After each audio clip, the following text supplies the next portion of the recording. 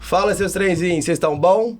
Tá começando mais um episódio do Gerais Podcast, podcast mais mineiro que vocês conhecem, eu tenho certeza. Inclusive, para quem viu no nosso Instagram, a gente mudou nossa arroba, agora é bendizer.gerais, porque a Bendizer abraçou tudo agora e o conteúdo é só um. Bendizer Minas e Bendizer Gerais, né? Isso aí. Boa. Pessoal, hoje o papo é com Pedro Ivo, ele é professor da PUC Minas, UNA, Dom Cabral também. É isso mesmo? Falei certo? São os três? Certinho.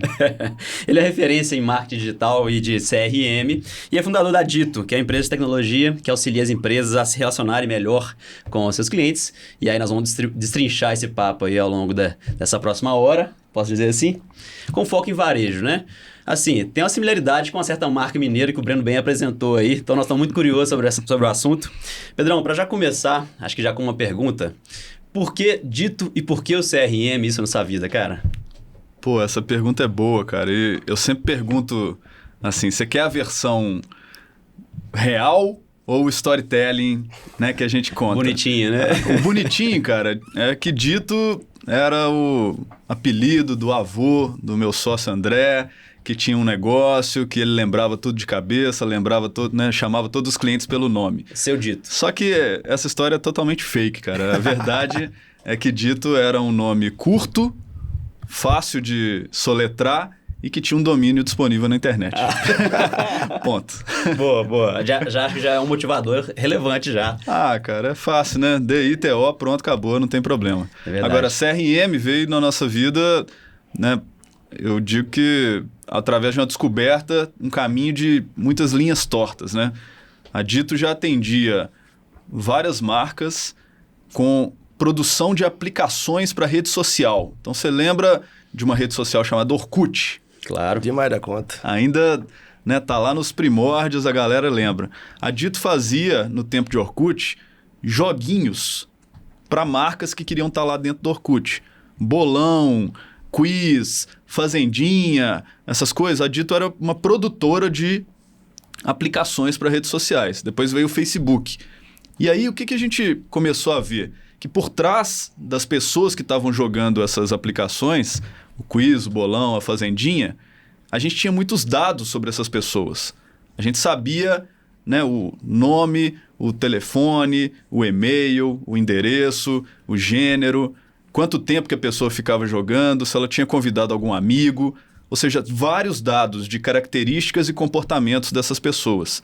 E esses dados não eram aproveitados por essas marcas que eram donas das aplicações. A gente falou, poxa, será que isso aqui tem algum valor?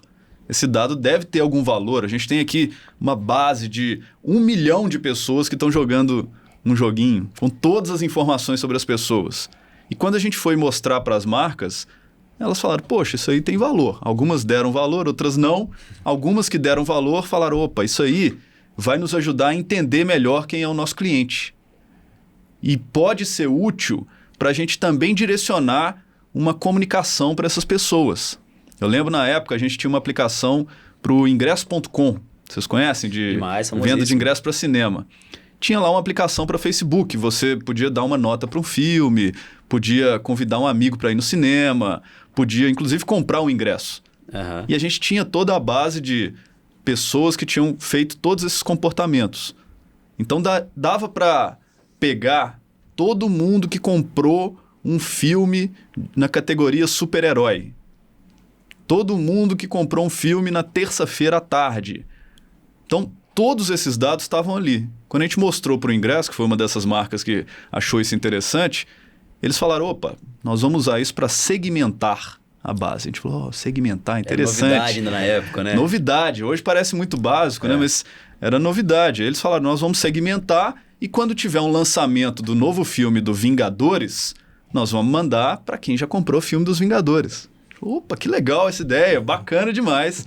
Vamos fazer isso. E assim foi a descoberta que depois a gente entendeu que isso tudo chamava CRM, né? Que é a gestão do relacionamento com o cliente, com alguma informação que seja relevante para ele usando o dado que a marca tem para fazer essa segmentação. Pois é. E depois vocês foram, acho que naturalmente, para o varejo, né? Aí eu já estou dando uma opinião que talvez seja o setor que mais tem isso um pouco mais evidente, né? De relacionamento com o cliente, né? Tá mais preparado, tem muito de canal offline, de loja, né? Mas não foi uma descoberta linear também, cara. No início, em 2015, quando a gente, né, montou a solução, a gente tinha 10 pessoas na empresa. A gente falou, pô, todo mundo vai precisar desse negócio. Educação, saúde, indústria. Todo mundo quer conhecer melhor o seu cliente. Claro. E a gente falou, pô, vamos abraçar o mundo. E aí demos tiro para tudo quanto é lado.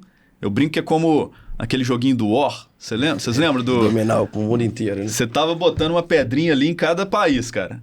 E aí chegava alguém com 2 pedrinhas, 2 dados, a gente perdia, porque a gente não era forte naquele negócio, não tinha dominado um território. E todo mundo realmente tem uma necessidade que a gente poderia atender.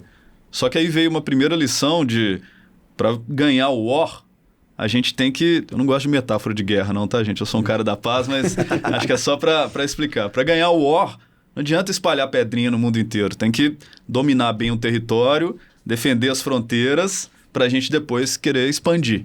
E na época a gente chegou a ter cliente de educação, saúde, outros segmentos. A gente botou na mesa falando, pô, o que está mais maduro para entender a nossa proposta de valor, né? E valorizar o cliente. O varejo. O varejo já, principalmente o varejo de moda, já tinha essa cultura, né, de cadastrar o cliente na loja, a cultura do relacionamento. A gente falou, poxa, esse segmento vai ser por onde a gente vai começar. E desde então a gente vem focando muito no varejo de moda. De moda mesmo, então. Então, estamos num nicho legal aqui. Estamos aí. Teve um cliente específico que você viu lá no início que te mostrou esse resultado? Cara, quem mostrou pra gente que tinha potencial foi a Chili Beans. A Chili Beans foi um cliente que a gente trouxe em 2015 e, assim, ela abriu muitas portas pra gente. Era o que a gente chama de early adopter, né? É uma marca inovadora. O Caíto, que é um cara, né, super visionário, junto com um time também super visionário, eles falaram, pô, isso aí é legal, nós queremos conhecer melhor quem é o nosso cliente. E a virada, eu lembro, foi uma reunião lá em São Paulo, que a gente foi lá na sede da Chili Beans, pegamos toda a base da Chili Beans de clientes, fizemos uma leitura do perfil dos clientes, e a gente estava numa sala de espera, né, para entrar na reunião com o pessoal, com a diretoria da Chili Beans. Quando abriu a porta, saiu um pessoal e a gente entrou, mostramos o desenho, né, de quais eram os diferentes perfis de clientes da Chili Beans. Porque não tem um perfil só também, tem perfis diferentes, com base em todos os dados de todas as 800 lojas que eles tinham na época, hoje estão indo já para quase 1.200. E aí, te mostrou aquilo, o pessoal tava com a cara assim, né, meio desconfiada, meio... Na época a gente era inseguro, né? A gente falou, poxa, o que a galera... Será que eles estão recebendo isso bem? Acabou a reunião, eles falaram assim, ó, tá vendo esse pessoal que acabou de sair da sala? Eles são de uma empresa que a gente contratou para fazer também a mesma coisa que vocês estão fazendo. Só que a metodologia deles foi visitar algumas lojas, fazer observação do perfil do cliente, anotar e trazer o desenho para a gente. É uma pesquisa mais qualitativa, nesse sentido, com base numa amostra. E eles falaram, olha, e o desenho que eles trouxeram é completamente diferente do que vocês trouxeram. Aí nós falamos, pô, perdemos, né? Acabou, era uma puta empresa que estava lá para fazer essa pesquisa de renome mundial e a gente uma empresinha de tecnologia de Belo Horizonte. Aí falando mineirês ali, né? Aquele negócio. Que na época vendia um pouco pior do que hoje em dia. E aí nós, putz, perdemos, cara. Acabou, já era Chili Beans, né? Mas aí os caras falaram, não, mas a pesquisa que vocês estão trazendo aqui não é uma amostra, não é uma observação. É como se fosse um censo. Então a gente confia mais na que vocês trouxeram do que nessa. A gente falou, putz, ufa, agora sim. E aí nós entendemos o valor que a gente podia trazer para o varejo de moda. Sim. Então a Chili Beans abriu muita porta, depois a gente foi, né, em todos os outros varejos de moda, falando, a gente já atende a Chili Beans. Opa, Chili Beans, que legal, uma marca super Sempre foi uma referência cool, nesse sentido, né? Super inovadora, né? Então abriu muita porta pra gente. Legal. E realmente, assim, acho que dado se tornou depois, né, olhar para os dados, né, tratamento de dados, Big Data, enfim, né, começou depois a ser mais falado também, né? E vocês foram meio que também capitaneando isso aí ao longo no Brasil, de Na uma época forma de tudo outra, era né? mato, né, cara? Pois é, vocês capinaram esse mato e fizeram o silo lá para as empresas pegarem. Então, como é que é realmente essa extração e esse tratamento, como é que isso... Porque eu acho que também não adianta você ter só a ferramenta, né? E você não tem um time pensando de forma análoga com a ferramenta, né? Você tem que ter algo mais direcionado. O fato, cara, é que, assim, o varejo já tem a matéria-prima para poder fazer todo o trabalho de relacionamento com o cliente. Só que não usa bem de forma geral. O dado já está lá. Né? Você tem uma loja física, você cadastra seu cliente, ele está lá dentro do seu sistema de ERP. Você tem um e-commerce, cada compra é cadastrada, você sabe exatamente quem é a pessoa, o que ela comprou, o tamanho da blusa, a cor, a coleção, a gola. Tudo isso já está lá. De forma geral, o varejo já tem a matéria-prima para poder trabalhar, né, o relacionamento com o cliente. Mas não usa isso bem. Né? Tá lá com, a gente brinca, tá com a mina de ouro debaixo do nariz e, né, fica olhando sempre para, vou adquirir novos clientes, adquirir. E, pô, tem uma mina de cliente que já comprou aqui comigo. Como é que eu posso aproveitar essa mina, trazer essas pessoas de volta para elas, né, continuarem engajando com a marca? Então, o primeiro trabalho é pegar essas bases que estão geralmente jogadas e mal aproveitadas, reunir no mesmo lugar, ter uma visão única de quem é o cliente, porque o cliente também não é online e outra pessoa no offline, ele é uma pessoa só. A pessoa que está navegando no site de vocês é a mesma pessoa que está vindo na loja aqui e comprando. Então, como é que a gente tem uma visão única dessa pessoa? O que ela pesquisou no site e o que ela comprou aqui depois? Se ela pesquisou e não comprou, o que aconteceu? Ela estava interessada, né? Por que ela abandonou? Então, a primeira coisa é reunir todos esses dados. O segundo ponto é segmentar essa base de dados para a gente descobrir quem são os grupos relevantes. Né? Quem são os clientes campeões? Campeões são aqueles que compram todo mês, valor alto. Poxa, eu preciso de uma estratégia diferente para eles. Que é o terceiro passo, montar a estratégia de relacionamento para cada um desses segmentos. Então, se eu tenho um grupo de campeões, como é que eu vou me relacionar com eles? Se eles compram uma vez por mês, o que eu vou fazer de diferente com eles para eles se sentirem especiais e continuarem sendo campeões? Por outro lado, eu tenho um grupo de pessoas que estão comprando pela primeira vez. O que eu vou fazer com elas de diferente para transformá-las em campeões? Se eu não fizer nada de diferente, eu vou tratar elas de maneira genérica e hoje em dia isso é muito importante. O consumidor, tenho certeza que todo mundo que está nos ouvindo, nos assistindo, vai se identificar com isso. A gente como consumidor não quer mais ser tratado de maneira genérica. A gente passa a escolher as marcas que nos tratam de uma maneira especial. E esse Genuinamente, mato, né? Genuinamente. E esse mato também é alto. Então, assim, qualquer coisinha que a gente faça para tratar o consumidor de maneira especial, o consumidor já sente. Né? Poxa, eu chamei ele pelo nome. Até hoje, gente, isso é um negócio, parece que é de outro mundo, né? Se uma marca me chama pelo nome, se eu recebo uma mensagem, né, no meu WhatsApp falando, oi, Pedro, se me chamar de Ivo, então aí eu vou gostar mais ainda. Oi, Ivo, Verdade. tudo bom, cara?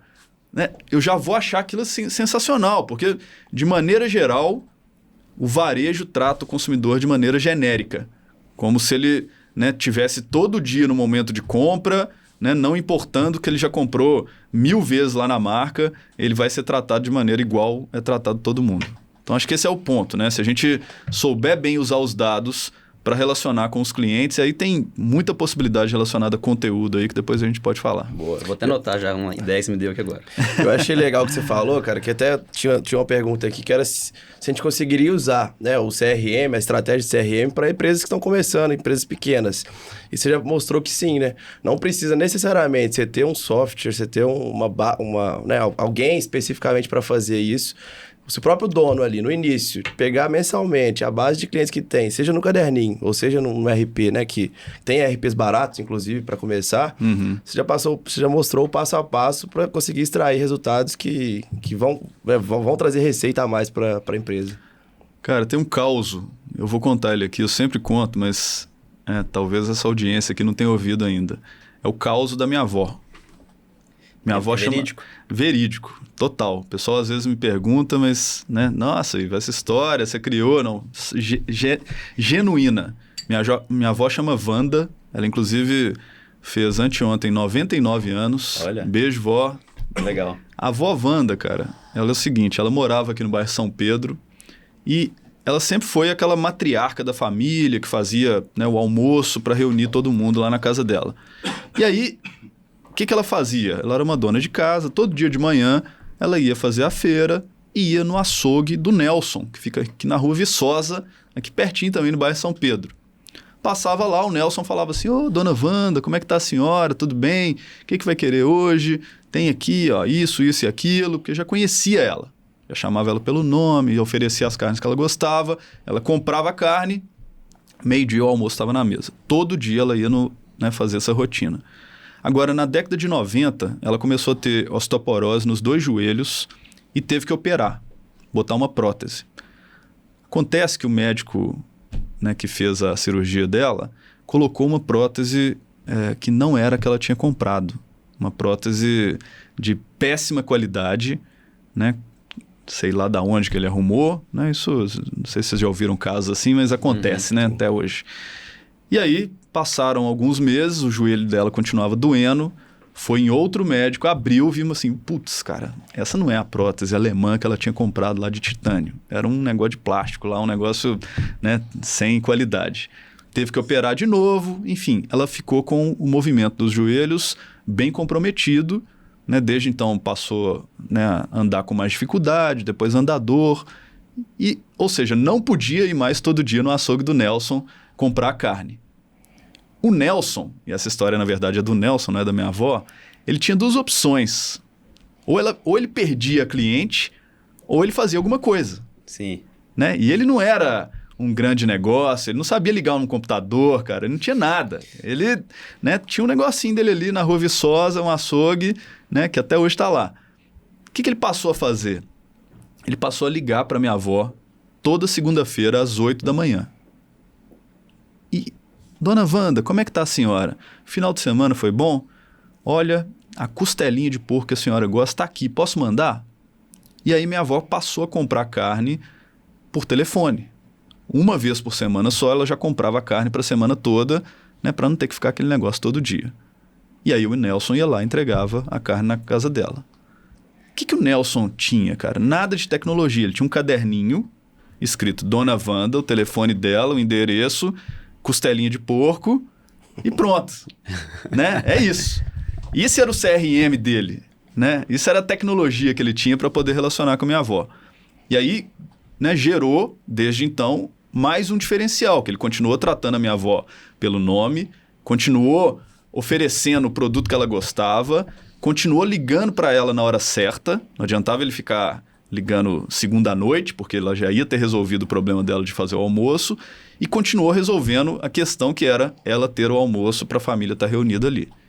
E o Pedro, netinho favorito dela, tá lá comendo, repetindo 3 vezes e elogiando a comida. Porque se eu não repito 3 vezes e elogio, ela bota a culpa no Nelson, coitado. Então, assim, só para dar um exemplo, cara, que, né, não precisa ser uma empresa grande para fazer relacionamento com o cliente. Só precisa muito mais ter, né, a consciência de que o cliente é importante e de que, ao tratar ele de maneira especial, eu gero a famosa lealdade ativa. Né? Minha avó comprou carne do Nelson durante muitos anos, né? Mais de 50 anos, né? Até ela parar de fazer os almoços lá, porque hoje já não dá conta, com 99 anos. Mas olha o resultado que isso gerou para o Nelson. Né? Ele poderia ter perdido essa cliente quando ela não ia mais lá na loja. Né? Então, aí, pelo que eu entendi, tem, sei lá, 2 termos já. Então, a lealdade ativa, que a gente pode entrar daqui a pouco um paralelo, que a gente até adiantou em off aqui, a comparação, né? A disparidade entre isso e a Como é que era? Fidelidade reativa. Isso, boa. E também talvez o Nelson estava começando a inventar a receita influenciada. Pô, né? total, com certeza. Boa, então vamos começar pela comparação entre a lealdade ativa e a fidelidade reativa, que eu achei isso genial. Cara, esse é um paradigma do varejo. O varejo está muito acostumado a usar artifícios para poder vender. Né? O artifício do desconto, o artifício do cashback, o artifício do ponto ou do, né, alguma coisa, né, o varejo está dando em troca para o cliente poder se manter fiel. Isso é o que a gente chama de fidelidade reativa. Né? O cliente é fiel enquanto ele está ganhando alguma coisa. Ganhando, entre aspas, né? Porque na verdade isso está embutido de alguma maneira. Se a gente tira esse artifício, o cliente fica. Ou, se o concorrente dá 1% a mais de cashback, o cliente fica. Se ele não fica, gente, é uma fidelidade reativa. Ou seja, ela vai depender daquele artifício vem da palavra artificial, né? Para que o cliente se mantenha fiel. Não está errado fazer isso, não. Acho que é uma boa estratégia, muito mais de aquisição do cliente, né? Para ele se manter ali durante os primeiros tempos, do que realmente de retenção. Né? A retenção, de fato, ela depende muito mais do que a gente chama de lealdade ativa. A lealdade ativa é aquela que o Nelson construiu com minha avó. Sim. Né? Aquela que eu me mantenho leal a uma marca, não pelo que ela está me dando em troca, mas, né, pela relação que eu tenho com a marca, por gostar da marca, por ter um bom atendimento quando eu vou na loja. Vou contar um outro caos aqui, tá? Eu sou dos causos. É dos nossos, então. A gente adora isso. Beleza. Tudo de varejo, gente. Eu, quando eu tinha... E caos real, tá? Não é caos história de pescador, não. Eu, quando eu tinha 15 anos, eu fui convidado para minha primeira festa de 15 anos. Vocês lembram disso, gente? Nossa, cara. Bom demais, né? Debutante, Lembro né? de algumas. De algumas eu não lembro muito bem, não. Era bom demais, né? Eu fui convidado para uma festa de 15 anos. E aí tava escrito lá que tinha que ser passeio completo. Eu falei, que é isso, mãe? Que é esse negócio? Aí minha mãe falou, não, filho, é um terno que você tem que ir e tal. Eu falei, mas não tem terno, mãe. Tá aqui o dinheiro. Minha mãe confiou em mim e falou, vai lá no shopping e compra um terno para você. Eu falei, pô, que massa, né, cara? Que momento. Que momento. Gala. Entrei na primeira loja, falei, olha, eu tô procurando um terno. Aí o cara falou assim, ó, tem aquela arara ali, você pode olhar. Aí dei uma olhada, não achei, nunca tinha comprado um terno, né? Não entendi nada, fui embora. Entrei na segunda loja, falei, tô precisando de um terno. O cara falou assim, ó, tem esses 3 aqui, qual que você gosta mais? Eu falei, não sei, eu nunca comprei um terno. Ele falou assim, dá uma olhada aí, qualquer coisa você me fala. Entrei na terceira loja, que eu faço questão de falar, é uma loja chamada Zac, aqui de Belo Horizonte. Legal. Fui atendido por um cara, um rapaz chamado Rovilson, que era o vendedor lá. Hoje ele está lá ainda, ele é gerente da loja. O Rovilson me falou assim, mas como é que você chama? Eu já achei aquilo estranho. Falei assim, eu chamo Pedro. Ô Pedro, o terno é para que ocasião? Já achei aquilo também, assim, fora do comum. Eu falei, cara, é para uma festa de 15 anos. Aí o Rovilson falou assim, ô Pedro, mas me fala, cara, qual que é o impacto que você quer causar nessa festa de 15 anos, cara? Você quer destacar, quer passar mais desapercebido? Qual que é a pegada? Eu falei, Rovilson, eu tô querendo chegar chegando, cara. Minha primeira festa, claro, né? Não é um terno roxo também, mas, né? Pode ser um comunzinho, mas assim, eu quero estar bonito lá, cara. Ele falou, mas por que você quer estar bonito, cara? Qual que é o seu objetivo lá? Eu falei, Rovilson, eu vou te falar a verdade, cara. Tem uma menina que eu sou apaixonado com ela. Eu acho que essa festa de 15 anos pode ser a grande chance, né, pra eu chegar nela e tal. Ele falou, pô, já entendi, cara. Pode deixar. Trouxe um terno, falou assim, veste esse aí, cara, deixa eu ver. Fui lá vestir. Quando eu saí do provador, ele falou assim, não, tá horrível, cara. Pode tirar. Nossa. Mas o Rovilson é bom demais de serviço também, hein? Pô, Rovilson é o cara. Rovilson é o cara, sou fã dele. Ele falou, pode tirar. Falei, que isso, cara. Geralmente o vendedor fala assim, nossa, no primeiro. Me trouxe outro, vesti. Ele falou assim, esse tá legal, cara. Mas eu vou ter que fazer uns ajustes aqui. Pra ele, né, ficar mais, né, justo no corpo. Você vai chegando lá. Aí fez a bainha da manga, calça, aquele negócio todo. Falou, putz, agora tá legal, cara, deixa aqui, volta daqui a 2 dias que já vai estar com os reparos prontos. Voltei lá, vesti de novo, ele falou, não, Ivo, tá lindo, cara, você vai fazer um maior sucesso nessa festa, boa sorte. E, cara, o que ele me deu ali? Ele não me deu só um terno, ele me deu confiança. Um menino de 15 anos, não sei se vocês lembram, cara. Isso. A gente é muito inseguro com 15 anos, no geral, né? Tem gente que é fora da curva, mas eu era muito inseguro, cara. Então, eu tava precisando de um terno e de segurança. Ele me deu as duas coisas, né? Fomos lá na festa, deu tudo certo, mas não é só isso. Como diria aquele cara lá. Quando a gente, né, depois da festa, alguns dias depois, não lembro quanto, ele me ligou lá em casa, né? Naquela época não tinha celular, tá, gente? Eu sou velho. Me ligou lá em casa. Oi, tudo bom? Eu queria falar com o Pedro. Falei, sou eu. Ô, Pedro, aqui é o Rovilson da ZAC. Falei, Rovilson? Pô, tudo bom, cara? E aí, como é que foi a festa? Eu falei, pô, foi legal, Rovilson. E aí, a menina, cara? Pô, deu certo, cara, deu tudo bom. Pô, que legal, cara. Só queria saber. Obrigado, viu? Tudo de bom aí. Sucesso pra você. Se precisar de qualquer coisa, eu tô aqui na ZAC. Caramba. Falei, cara... Que aula, hein? Olha o que o Rovilson fez, cara. Ele tinha tecnologia, não tinha nada. Ele me deu desconto, nenhum centavo. Que a gente tava falando de fidelidade reativa. Ele construiu ali comigo, cara, numa primeira venda, uma condição para lealdade ativa que não dependia de artifício.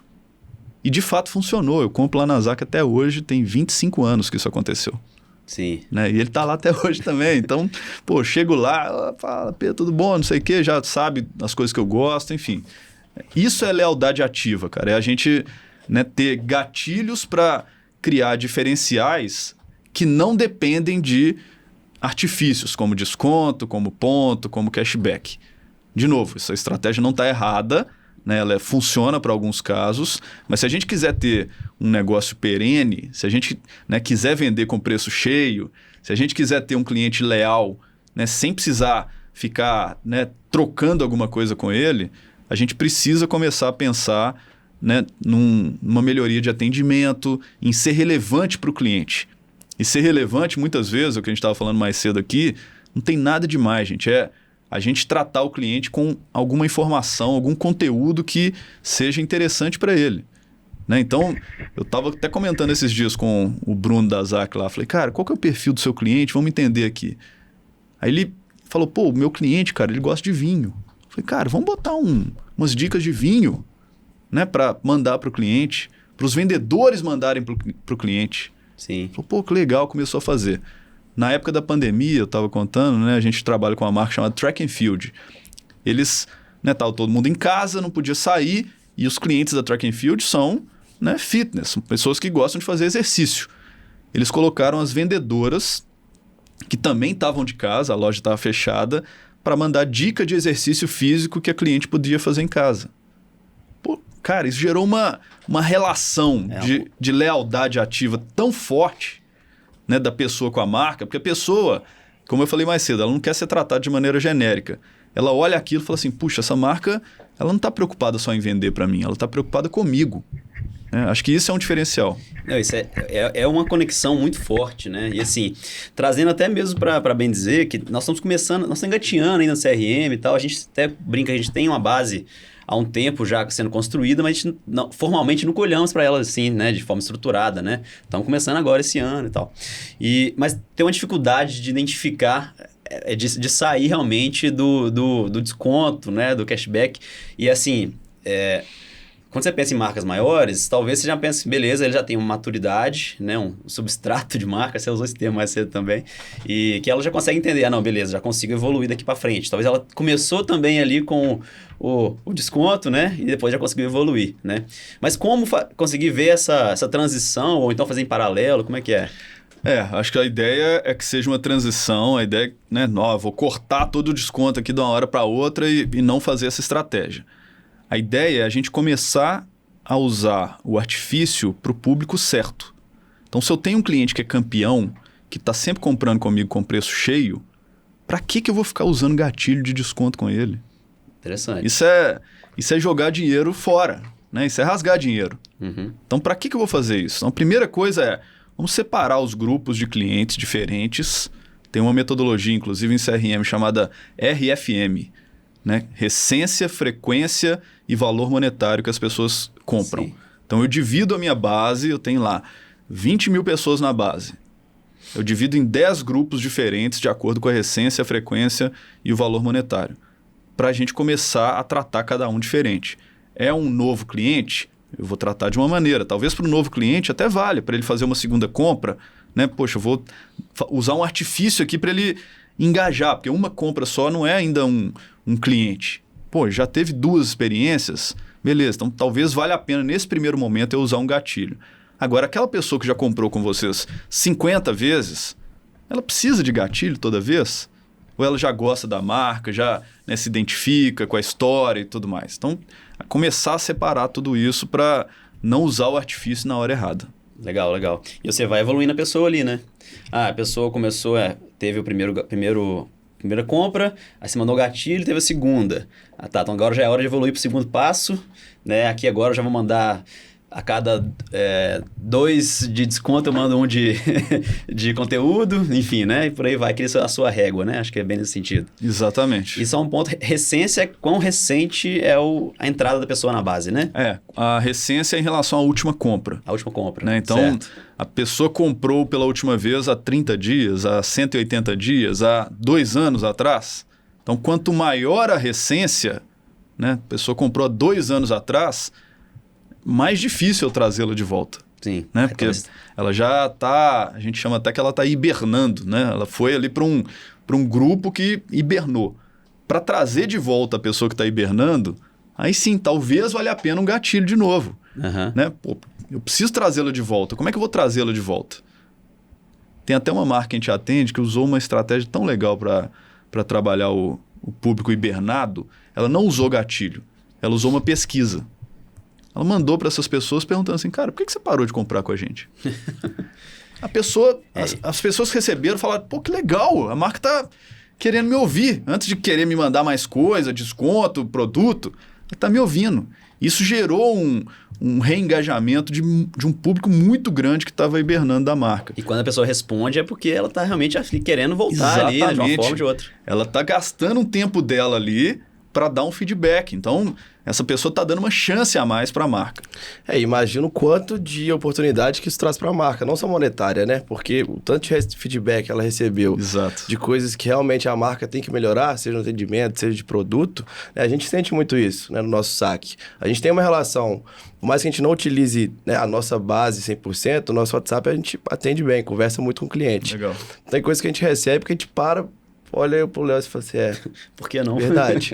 Né? O cliente traz coisas pra gente todo dia. Então, é uma coisa também que eu vejo muito potencial no CRM, né? Que é, além de, igual você falou, desconto, de estratégias para vir receita, estratégias de pesquisa para melhorias e para melhorar a experiência do cliente. Cara, isso gera tanto insight legal, né? Porque a gente trabalha com pesquisa de satisfação nas marcas que a gente atende também. Isso, né, vinculado ao CRM. Usando metodologia de NPS, tem outra que é chamada CSAT, enfim. Para, né, depois de uma compra, entender o que aconteceu, né, e pegar o feedback do cliente. E aí ele, né, recebe lá uma comunicação falando assim, como é que foi a sua experiência, né, e dá um feedback aqui. A marca que tem já maturidade para poder fazer um bom uso daquilo, pega aquilo, cara, e sobe tanto o padrão, né? Então, tem uma pesquisa que o cliente fala, por exemplo, assim, poxa, gostei muito, mas a loja estava suja. Gostei muito, mas, né, o vendedor demorou para me atender. Isso são as coisas que a gente vai regular ali no dia a dia. Tem um caso de uma marca que a gente atende que a cliente respondeu na pesquisa assim, olha, minha experiência foi ótima na loja, mas eu não vou voltar mais porque o meu carro ficou imundo no estacionamento do shopping e o meu vestido também. Olha só, o vestido também é bastante, então é bem imundo. Interessante que teoricamente não tem nada a ver com a loja, né? Exatamente, cara. Porque isso que a gente tem que entender, assim, né? Que a jornada de compra, ela não começa só quando o cliente entra na loja ou entra no site. Começa muito antes e termina muito depois. Né? No meu caso lá do terno, o que importava para mim era o negócio da festa. A festa eu tinha saído da loja há muito tempo. Mas esse caso do vestido foi interessante que o gerente pegou isso, o gerente da loja, falou assim, caramba, essa cliente aqui, ó, ela é uma campeã nossa. Ela compra aqui mais de não sei quantos mil por ano. E ela tá falando que não vai vir mais porque o estacionamento do shopping estava sujo. Ligou para ela, falou assim, olha, a gente queria te pedir desculpa, a gente já comentou lá, né, com a administração do shopping, eles vão corrigir esse problema, mas eu queria, né, que você tivesse uma boa experiência aqui com a gente. Que dia que eu posso mandar um Uber aí na sua casa para você vir aqui tomar um café conosco? Ah, pode ser amanhã. Mandou o Uber, ela foi lá, teve uma boa experiência, mandou o Uber de volta para ela para casa. Legal. E aí, né, ele conseguiu, né, como uma cliente que deu um feedback, é o que você falou, ela ainda gastou um tempo dela ali, porque ela gostava da marca, conseguiu, né, mudar aquela situação. E claro, pegou a mensagem dela, foi lá na administração do shopping e falou assim, ó, aqui, cara, você tá me ferrando com isso aqui. Tá me cobrando o aluguel todo mês aqui, mas o estacionamento tá todo sujo. Uhum. Então, assim, ouvir o cliente, não adianta só ouvir por ouvir, né? Tem que ouvir e fazer alguma coisa também. Você tem que dar uma resposta também, né? Se o cliente está gastando o tempo dele ali para fazer alguma coisa, para dar um feedback, a gente não pode só ignorar aquilo, né? Tem que pegar e fazer alguma coisa. Interessante também que aposto que nesse momento não teve venda também, né? Foi um café, uma conversa. Café é uma conversa sem novas vendas. Mas para quê? Entendendo, uma coisa que eu acho que tem que mudar muito no varejo também, entendendo que varejo não é só curto prazo. Uhum. Né? Esse que é a grande dificuldade do varejo para se pensar tudo isso que eu estou falando. É uma visão muito de curto prazo. Chegou no final do mês, preciso bater minha meta. Mete cashback, mete desconto, mete não sei o quê. É uma visão de curto prazo. Se a gente começa a pensar um pouco mais médio, longo prazo, a gente começa a entender por que faz sentido a lealdade ativa. Sim. Né? Por que faz sentido mandar um Uber na casa da cliente, mesmo que seja para ela não comprar nada naquele momento? É para ela se manter como cliente, porque olhando o médio prazo, ela compra aqui, ó, 100 mil reais por ano. Então, não posso perder essa cliente. Sim. Né? Esse é que é a grande dificuldade. O varejo ainda fica pensando ali, meta do dia, meta do dia, meta do dia, né? E às vezes jogando dinheiro fora no médio prazo porque está pensando só no curto prazo. E a informação tá aí, né? Sei lá, vamos pensar, uma startup digital, bem de, sei lá, pensa numa coisa bem digital aí, velho. Sei lá, seguro online, tem um lifetime velho, né? Famoso. E no varejo você começa a ter um pouco de dificuldade de fazer essa conversão, né? E realmente é isso, a gente pensa muito no mês, bater o meta do mês. Só que, pô, se você pensar no ano, já muda, já quebra essas 12, já vira uma coisa só. Você pensa 5 anos, esse 1 ano vira um de 5, né? Você quer um exemplo, cara? É a famosa Black Friday, que todo mundo faz, eu acho que tem que fazer mesmo. Mas a gente fez uma pesquisa há um tempo atrás, tentando entender quem comprou na Black Friday voltou no ano seguinte para comprar de novo? No ano inteiro? É. Até novembro, né? Aham. Antes de novembro de novo. Porque tem gente que só é comprador de Black Friday. Ó, informação boa que eu prego essa ideia lá, só que sem dado nenhum. Pô, pois é. Vou Vamos trazer ver. o dado aqui para você agora, cara.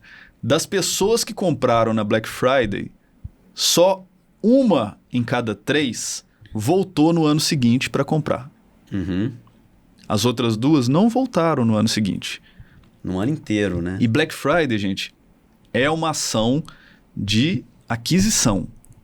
Né? A gente perde margem para poder trazer um cliente. É um artifício, é outro artifício, como a gente estava falando aqui. Então, se eu perco margem para poder fazer uma venda e esse cliente não volta depois, Não eu aquisitou estou nada. perdendo dinheiro. Né? Só que as marcas às vezes olham, nossa, minha Black Friday bombou. Pô, Verdade. bombou ali, cara, mas qual que foi a margem da Black Friday que você teve? Ah, nossa, minha margem estava apertada. E esse cliente voltou depois para continuar comprando? Não. Então, 2 em cada 3 não voltaram. Isso é dinheiro jogado fora. Sim. Talvez se você tivesse pegado esse estoque ali que você queimou na Black Friday e ao longo do ano você fosse fazendo ações estratégicas para clientes da sua base antiga, né? Seja como reconhecimento, seja como um gift back, enfim. Sim. Seria mais rentável a longo prazo? Não sei se o termo é esse, mas... Essa que é a conta, interessante. cara. Essa que é a conta. E pouquíssima gente faz essa conta. Sim. Acho que é um exemplo da importância dos dados, né? Sem Que aí dúvida. já vincula com a existência da dita, no caso, né? Exato. E isso pensando agora clientes, na nossa base de clientes, tem uma taxa de mercado, assim, que é o ideal para a gente focar para recompra?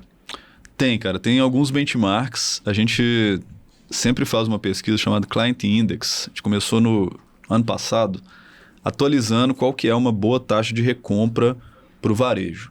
E eu vou explicar mais ou menos, vou falar do dado e depois tem algumas análises em cima disso. A taxa média de recompra no varejo não estou falando que é boa não, tá, gente? A taxa média, ela está em torno de 40%. Ó, então não tá boa não. Temos chão aí, viu, Gabriel? 40%. Agora eu vou dar a outra notícia. Essa é a média. As melhores marcas, né, aquelas que estão fazendo um bom trabalho, estão, né, inclusive reduzindo o seu custo de aquisição para poder ter a mesma receita, elas têm em torno de 80% de recompra. O que significa isso? De cada 10 compras, 8 são feitas por clientes antigos. E aí o que acontece? Se eu estou vendendo para um cliente que é antigo, trazê-lo de volta é mais fácil e barato do que trazer um cliente novo. Por isso que eu falei, isso é redução de CAC, né, que é o custo de aquisição de cliente. Eu estou gastando menos para poder trazer aquele cliente de volta, porque ele já conhece a marca. É eu lá na ZAC. Né? Eu compro lá há 1000 anos porque gosto da marca e estou sempre voltando. Então, 80% é o benchmark, 40% é a média. Qual que é a questão, gente, que eu acho que a gente tem que pensar muito bem nisso também? Tudo isso tem a ver com a penetração de mercado. Né? Então, não adianta eu também ter 100% de recompra se eu tenho um público muito pequeno. Né? Poxa, eu dominei já o mercado de Belo Horizonte. Então, legal, ter uma recompra alta faz todo sentido. Agora, eu vou expandir para São Paulo. Ter uma recompra alta no início pode ser negativo, porque eu estou querendo, né, oxigenar a minha base com novas pessoas. Então, tem que sempre pensar, né, essa taxa de recompra junto com a estratégia da marca. Mas, de forma geral, uma recompra alta significa, né, gastar menos para trazer o cliente de volta. Verdade. Eu acho que toda marca deveria olhar um pouquinho mais para isso. A gente, na bem dizer, teoricamente é o crescimento da marca, que são pessoas novas chegando cada vez mais, né, que vai percentualmente vai reduzindo esse dado, esse resultado, né? Mas temos que, obviamente, olhar de novo para essa base para poder ter mais receita. Isso para mim também é um baita feedback, cara, que a experiência desse cliente que tá voltando, né, que se a recompra tá alta, é que a experiência dele na loja, na marca, tá sensacional, porque ele tá voltando. Exato, é porque ele gostou do produto, é porque ele gostou do atendimento, é porque ele teve uma boa experiência no geral. E aí ele volta sem precisar necessariamente de um artifício. Pensando em dados também, assim, né, acho que essa pesquisa que você mencionou, a gente consegue ter acesso ou só seus clientes? Claro. Posso Legal, mandar para vocês. Depois eu vou querer, com certeza. E pensando em dados, assim, como é que você consegue me dizer, depois que as pessoas começarem a implementar um CRM, aí pode ser o próprio... as empresas que usaram o Dito ou Adito, qual que é? Adito. De forma realmente consistente, aumentaram X%, você tem essas coisas para trazer para a gente? Tem sim, cara. Depende muito da maturidade da marca, como eu estava falando. Mas, no geral, o que a gente observa é um aumento do gasto anual dos clientes. Esse que é um dado fim que eu acho que é muito interessante da gente observar. Né? Um cliente, Breno, ele comprava R$1.000 na marca. Depois que a gente começou a fazer ação com ele de engajamento, ele está comprando os mesmos R$1.000, então não está dando resultado. Né? A gente vai tentar trabalhar o aumento da frequência de compra ou do ticket médio, para que ele compre 1.000 no ano, compre 1.200 no outro, 1.500 e aumente o seu gasto anual. No varejo, o pessoal costuma muito acompanhar um indicador chamado Same Store Sales, né? Que é quanto que aquela loja vendeu naquele mês comparado com o mês anterior, comparado com o mesmo mês do ano anterior. Esse dado que eu estou trazendo é como se fosse o Same Client Sales, uma expressão em inglês para ficar mais bonito, né? Que é quanto que aquele mesmo cliente gastou, né, no ano seguinte. Se ele está gastando menos, o Breno comprava 1.000, passou a comprar 500, cara, estou com um problema. Né? Eu estou perdendo dinheiro. Então, esse que é um dado que eu acho que vale a pena acompanhar e é o dado que a gente, né, tem de cada um dos clientes, porque quando a gente trabalha CRM, o impacto vai estar nisso aí. Que legal, cara, verdade. E a taxa de recompra, existe essa idade? Tipo assim, era 20%, subiu mais 10%, essas coisas, existe uma média?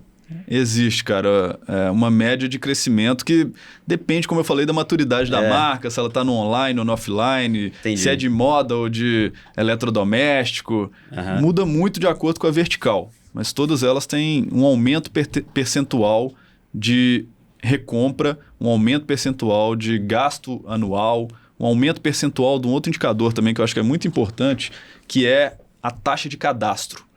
Né? Quando a gente começa a trabalhar com as marcas, geralmente elas têm uma taxa de cadastro muito baixa. De cada 10 compras, eu cadastro 2 pessoas. E cadastro é matéria-prima para que a gente possa trabalhar tudo isso. E aí, quando elas começam a ver a importância do cadastro, elas falam, puxa vida, tudo tá ali, né? Quando a gente começou com as primeiras marcas lá atrás, 2015, 2016, era isso. As marcas cadastravam 10%, 20% dos clientes. Ainda mais quando era rede de franquia. E a gente chegava para os franqueados e falava assim, cara, por que você não está cadastrando? Ah, esse dado aí não tem valor nenhum, só vou gastar tempo aqui, eu quero vender rápido para o próximo cliente vir. A gente fala, cara, essa visão é de curto prazo. De novo, qual que é a visão de médio prazo? Cadastra ele direitinho, porque a gente vai trabalhar ele para ele voltar para sua loja. Ah, não acredito nisso não. A gente começou a mostrar para os caras franqueados, falando assim, olha, você cadastrou 10% só da sua base nesse mês. E eu te trouxe aqui, ó, com as campanhas, com tudo, R$10 mil em vendas. Ah, não, isso aí era gente que já ia comprar. Não, olha aqui, ó, deixa eu te mostrar. O Léo, ele recebeu esse e-mail, ele abriu o e-mail, veio aqui no dia seguinte e comprou. Pô, que legal esse negócio, cara. Que bacana, ele tá vindo aqui na minha loja física por causa do e-mail. Tá vindo aqui. Ah, então eu tenho que cadastrar, né? Para ele receber o e-mail. É isso que eu tô falando. Faz a regra de 3 aí. Você tá cadastrando 10%. Cadastra 100 para você ver como é que vai ser o resultado. Verdade. Aí começa a virar, cara. Uma marca que cadastrava 10% passa a ter uma taxa de cadastro de 80%, 90%. Falando de cadastro, a gente tem uma dificuldade, né, Breno? Sobre realmente conseguir o cadastro, assim, talvez o argumento de cadastro, sabe? Ali da venda, do treinamento, né? Uhum. A gente tem um desafiozinho nisso aí, cara. Tá, tem um ponto importante sobre isso, cara. Cadastro é uma coisa que depende tanto de treinamento de vendedor, quanto de acostumar a base de clientes. Eu não sei de vocês, mas é muito comum a gente ver, e eu já fiz isso, eu dou o meu dado errado na hora do cadastro. Eu também. Já faço também, já fiz. Por que a gente faz isso, gente? Por que vocês fazem isso? Você tem meio que um medo, né? Uma birra, né? Um ranço de receber coisas que você não tem a ver com você. Pois é. E aí a gente acaba dando o dado errado. Ou seja, tem que acostumar também o cliente a ver benefício no cadastro. Poxa, eu vou me cadastrar na loja da Bem Dizer porque ela vai me mandar dicas culturais muito legais da cidade e que me interessam. Sim. Poxa, Verdade. eu vou querer dar o meu dado certo para isso. Né? Eu não vou dar o meu e-mail errado, o meu telefone errado. Então, tem que acostumar as duas partes. Tanto, né, quem está ali no frente de loja, quanto o cliente. Se o cliente vê benefício no cadastro, ele vai dar o dado certo, ele vai pedir para cadastrar. Legal. Né? Então, acho que é as Ótimo duas ponto. coisas. Para o vendedor, gente, no início, quando a gente está, né, tentando fazer que esse número aumente, tem que ser um trabalho mais ali de formiguinha. Tirar uma pessoa da inércia, gente, é muito complicado. Depois que ela, né, já está em movimento, já vê o benefício daquilo, já vê que ao cadastrar o cliente volta mais, ela mesma começa a entender o benefício e passa a melhorar o cadastro. Isso é legal, até trazendo um exemplo, cara. A gente contratou uma vendedora agora pro aeroporto. A gente vai ter um quiosque no aeroporto, Legal. próximo a Track and Field ali, o Starbucks. Massa. E ela trabalhava na Track and Field, trabalhou lá durante o Natal, acho que 45, 60 dias. E isso que você falou, né, do treinamento, do benefício disso, aí é um feedback positivaço para vocês que ela trouxe pra gente, falou assim, a gente usava Dito lá. Ah, que legal. Eu com a Dito conseguia chamar meus clientes, fidelizei clientes de BH que tinha dificuldade, às vezes ia rápido lá, consegui usar a ferramenta para fidelizar. E ela falou também do cadastro. Falou, não, pegava o máximo que dava de informação, porque eu conseguia chamar o cliente ali no WhatsApp, mostrar promoções, mostrar produtos novos. Então, isso que você falou, quando também tá rodando, né, na cultura da empresa, essa questão de CRM, essa base de clientes, naturalmente, fica mais fácil também isso de treinar e de mostrar o benefício para o vendedor, né? Pô, que massa, cara. Legal o feedback. E foi engraçado também, porque ela entrou sexta, né? Sim. Aí eu tava Treinamento fazendo um ainda. onboarding dela, de marketing e tudo mais, eu explicando CRM, tá lá, tá. Aí eu falei, uai, me conta mais aí da Track and Field, né? Eu sei que você trabalhou lá e tal. Ela foi. A gente usava lá, não sei o que, aplicativo. Aí qual que você usava, Tito? Eu falei, bom saber que eu vou usar. Já ouvi falar, né? Legal. E aí, então, acho que eu vou acho que concordo com essa parte toda de cadastro e tudo mais, e vamos pensar também no cenário empresa com menos maturidade, que aí no caso estou colocando bem dizer nesse sentido, de tratamento de base, CRM também. Como começar? Assim, acho que você já falou realmente do cadastro, de treinamento, de cultura, de realmente pensar como relacionamento, né? Mas pensa numa marca que tem pouco orçamento mais restrito, talvez é o nosso caso, e como que é a melhor forma mais efetiva, como você começaria? Cara, eu começaria igual o Nelson. Que eu contei, o açougueiro, para quem começou a ouvir agora, né? O açougueiro da minha avó. Ele tinha um caderninho de papel com 5 dados, cara. O nome dela, o endereço, o telefone, a carne que ela mais gostava, né? E só. Saquei. Então, assim, dá para começar de uma forma simples, dá para começar, né, de uma maneira mais manual. E aí, quando, ficou difícil fazer manual, já não está, né, dando conta de fazer manual, parte para, né, alguma ferramenta, né, que dê escala para isso, que ajude a automatizar alguma coisa. Porque quando você tem uma base de clientes pequena, né, igual o Nelson tinha lá, é fácil falar assim, opa, hoje eu tenho que ligar para a dona Wanda. Tá aqui, pega o telefone e liga. Quando eu tenho uma base de 10 mil, 20 mil, 30 mil clientes, já fica difícil fazer esse negócio, né? Pô, quem que é cliente de quem? Esse cliente aqui é da vendedora lá de Confins ou da vendedora aqui da Savassi? Né? Fazer o encarteiramento das clientes no vendedor certo. Então, né, quando a base começa a crescer, começa a ficar mais difícil. Mas no início, cara, né, faz o manual, testa pequeno, vê se dá certo, inclusive, né? Porque às vezes, já vamos começar um projetaço aqui, já começa grande. Começa pequenininho. Bota uma vendedora, talvez essa que, né, já tem o costume de fazer, começa a botar umas clientes para ela fazer contato. Começa a botar um bom conteúdo para ela fazer contato com essas clientes. E ela vai, deu certo, bacana, tá rolando aqui, tá gerando venda. Beleza, vamos trazer mais uma, mais 2, mais 3, e aí, né, vai colocando para todas as vendedoras. Eu acho que, né, se a gente começa pequeno e testa, cara, tem mais chance da gente corrigir ali no início. E principalmente essa questão do conteúdo que eu falei. Né? Não é botar na mão dela um conteúdo só compre, compre, compre. Né? Tentar segurar essa ansiedade, que eu acho que, na verdade, é a ansiedade, né, do varejo de preciso vender. Segurar um pouquinho a ansiedade para entender, poxa, minha cliente compra de 2 em 2 meses. Então não adianta eu ficar mandando para ela todo dia um compre, compre, compre. Né? Se ela compra de 2 em 2 meses, eu vou, né, depois que ela comprou, eu vou mandar uma pesquisa para ela, entendendo como é que foi a experiência. Depois eu vou mandar uma dica de como ela lava a blusa. Depois eu vou mandar uma dica de um evento cultural onde é que ela pode ir com aquela blusa que ela comprou, até chegar no momento da nova compra. Aí sim eu vou usar uma pegada de compra novamente. Eu achei isso legal, estava até vendo o site de vocês, não sei se é isso, esse produto da agenda, né? Que entra a estratégia para o time de marketing CRM fazer, falou, vai segmentar isso aí que você falou, vai montar a estratégia, comunicação e cria uma agenda para a vendedora, né? Que o operacional ali é muito constante, né? Toda hora entrando cliente, é difícil arrumar tempo também para se dedicar muito, 100% a isso. Né? Se vier algo mais mastigado como essa agenda, facilita muito também a gestão já vai chegar, você tem que fazer isso, com essa base, com essa carteira aqui. E aí você começa a munir ela de coisas mais mastigadas, né? Para ela poder operacionalizar. E vendedor tem muito tempo ocioso, cara. Essa que é a verdade. Sim. Né? Se a gente vai olhar o dia todo dele ali na loja, né? Ele está em atendimento durante algumas horas, né? E metade das horas dele, ele não está fazendo nada. Né? Então, esse é o momento em que ele poderia estar indo atrás do cliente. De novo, não só para, né, vender, mas para engajar a base, para que em algum momento essas pessoas venham e comprem novamente. Então, se relacionar, tem né? muito tempo ocioso, cara, para os vendedores poderem trabalhar. Verdade.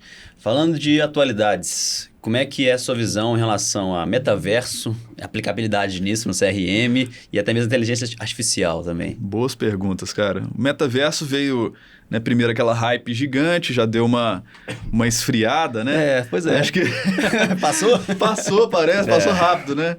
É a diferença entre tendência e moda, né? Moda geralmente é uma coisa que vem e some. Tipo, sei lá, paleta mexicana. Nossa, né? Senhora, esse é um ótimo exemplo. Veio, sumiu. Cadê paleta mexicana? A gente não ouve mais falar. Tendência é uma coisa que vai sendo construída aos poucos, né? Então, ela não vem muito rápido, ela vem muito aos poucos até ela virar, né, um status quo. Cara, é muito difícil falar, né, se metaverso, né, vai voltar como tendência, porque foi uma moda que veio e sumiu. Ainda tem algumas marcas fazendo algumas ações, né? Eu, sinceramente, assim, acho que está ainda distante da gente ver um metaverso funcionar da maneira como eles estavam falando no ano passado, né? Acho que precisa ainda da gente ter uma tecnologia, né, e um tráfego de dados, principalmente, para a gente acessar aquilo ali um pouco maior para que a usabilidade seja legal. Verdade, Essa né? que é a questão, a limitação mesmo, que sei lá, daqui a uns 1 ano, 2 anos, acho que 2 anos a gente já vai ter, né, um 5G funcionando, né, e isso que é necessário para que a gente possa usar bem o metaverso. Agora, inteligência artificial já é uma coisa, né, que veio sendo construída ao longo do tempo, acho que tem muito mais cara de tendência do que de moda, né? A gente ouve falar de inteligência artificial há quanto tempo? Até mesmo aqueles filmes futuristas, né? Já falava, Pô, né? e a gente estava comentando mais cedo, as inteligências artificiais mais básicas, elas já existem há algum tempo. A inteligência no varejo, por exemplo, de quem comprou isso geralmente compra aquilo, né? Chamada recomendação de produtos. Isso simplesmente é uma leitura de uma base histórica e uma definição de probabilidade. Olha, muita gente que comprou a calça jeans comprou também uma camiseta branca. Esse é um comportamento que acontece muito no passado. Então, eu vou usar esse dado do passado para poder, né, fazer uma recomendação de produto para gerar uma venda futura. Isso já existe há muito tempo, né? Agora, né, com o ChatGPT e tudo mais, a gente está indo para outro capítulo dessa história, que não é só olhar o passado e calcular a probabilidade, porque isso é estatística. Né? Parametrização, né? Isso é estatística, parametrização, isso é olhar para o histórico. Agora a gente está indo para um outro nível de, né, até conversacional, né? Vocês já brincaram no ChatGPT e é um negócio de louco aquele troço, né? Parece que você está conversando com uma pessoa de verdade. Outro dia a gente fez o teste lá de, né, perguntar para o ChatGPT o que era a Dito. E ele deu uma descrição, cara, assim, sensacional. Acho que melhor do que a gente tinha lá. Então, né, a gente perguntou o que é segmentação de clientes, o que é não sei o quê. E aí você vai perguntando e ele traz respostas tão bem fundamentadas, né, que eu acho que me levam a crer que esse tipo de tecnologia está mais com cara de tendência, né, do que com cara de moda mesmo. Sim. E como usar, assim, como aplicar isso no dia a dia, hein? Cara, primeiro com muito cuidado, né? Acho que é Importante. importante, porque a gente não pode delegar, né, toda a nossa responsabilidade toda para uma inteligência artificial. E delegar a responsabilidade é uma tendência. Delegar é uma tendência. Tem uma marca que a gente atendia há um tempo atrás, ela começou a usar uma tecnologia lá de inteligência artificial de recomendação de produto. E aí, né, o que aconteceu? Ela montou lá um e-mail recomendado e não passou pela mão de ninguém, e o e-mail estava recomendando um produto de uso adulto, que eu não vou falar qual estava recomendando um produto de uso adulto, que tinha lá na loja, porque muita gente que tinha comprado aquilo também tinha comprado outro.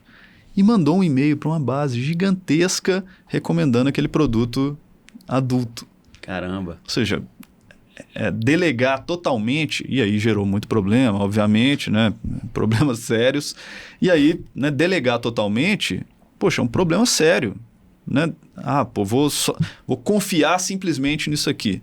A gente é ser humano, a gente tem um negócio que talvez a tecnologia, né, a inteligência artificial ainda não tenha, que é o bom senso. Né?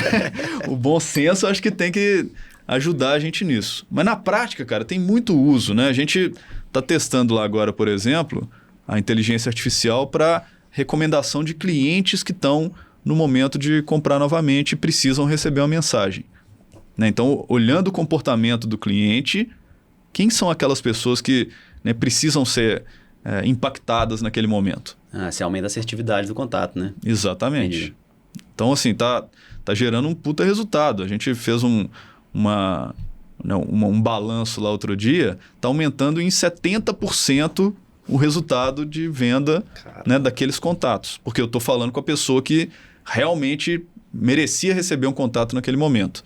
Eu não estou falando com uma pessoa que não está nem aí, que não está no momento de receber. Então, aumenta de novo o direcionamento para aquele contato acontecer no momento certo. E se ele acontece no momento certo com a pessoa que está, né, com mais probabilidade de comprar novamente, né, a chance disso acontecer é maior. E a diminuição do CAC é gigante, né? Outra coisa que é impactada diretamente. Verdade, que boa parte do esforço, muitas vezes ele é perdido, né? Vou chamar assim, né? Exatamente, cara. É menos esforço ou mesmo esforço para um resultado muito maior. É verdade. E no fundo, o CRM serve para isso. Interessante. Brunão, passar a régua, meu amigo. Que aula, hein, Léo? Pô. Aqui, eu vou fazer o seguinte. Outros episódios com outros temas com o Pedro, hein? Aproveitar que nós estamos com o contato mais quente, eu vou começar a mandar umas mensagens pelo WhatsApp ali, pedindo umas dicas. Tamo Se junto. Se não importar, eu vou te Mentoria, botar lá. Nós descobrimos que a gente é vizinho aqui, pô. Pois é. Vamos trocar mais ideia num café, num almoço aqui pertinho também, né? Vamos sim. Inclusive, eu vi lá no site da Dito, né? São Pedro Valley. Eu vi. Vocês são os fundadores. Então, assim, Legal, o bairro São Pedro, que é onde, inclusive, está o açougue do Nelson. Aí, ó. O Nelson também faz parte do São Pedro Valley. Talvez um precursor do São Chique Pedro demais, Valley. né? Esse nome, São Pedro Valley, né? Chique demais. Na verdade, é a metodologia do Nelson. O Nelson começou isso tudo, cara. Que massa. E assim, um orgulho pra gente ter isso do nosso lado, né, cara? Demais a conta, Gerais cara. serve pra isso, bem dizer serve pra isso. E obrigado pela sua presença. Sem dúvida, foi um papo muito legal. E acho que a cada vez que a gente conversa com isso, é uma aula pra gente realmente. E a gente fica muito feliz de ser vizinho nosso, ser gente da nossa terra aqui. Pô, cara, eu posso retribuir da mesma maneira. Eu tenho, né, eu já falei com você, sou cliente da Bem Dizer, minha esposa também adora, e acho que é uma marca que dá muito orgulho pra gente que é mineiro. Eu sou de Taubaté, interior de São Paulo, mas moro aqui desde os 3 meses de idade, então já me considero muito mineiro.